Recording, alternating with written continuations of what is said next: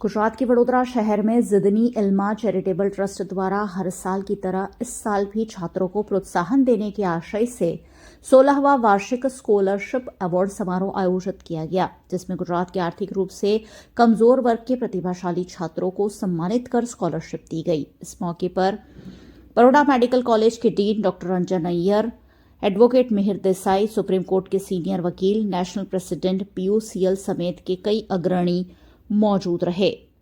उद्योगपति और दानवीर हाजी फिरदौस कोठी समेत के सामाजिक कार्यकर्ता भी इस मौके पर मौजूद रहे। ये कार्यक्रम MES boys high school Yakutpura Vadodara में आयोजित किया गया।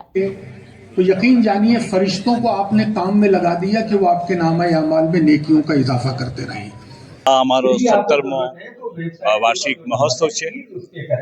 પ્રોફેસર બંદૂકવાલાએ જે શરૂઆત કરેલી કે મેરિટોરિયસ અને પ્રોફેશનલ સ્ટુડન્ટ્સ છોકરાઓ અને છોકરીઓને ઉત્સાહિત કરવાના દર વર્ષે નાનું મોટું પૈસાનું વિતરણ કરીને જે અમે અત્યાર સુધી કરી રહ્યા છો।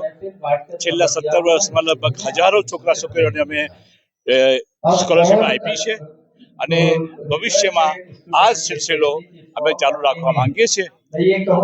લોકો ઘણા ઉત્સાહથી આવે છે, ડોનેશન આપે છે અને અમારી કોશિશ એ જ રહેશે કે અમે ભવિષ્યમાં આનાથી સારું કામ કરીએ, લોકોને મેસેજ એજ્યુકેશનનો અને તાલીમનો પહોંચાડીએ અને અમે આ કામમાં વધારે સફળતા અમને મળે એવી અમારો પ્રયત્ન હશે।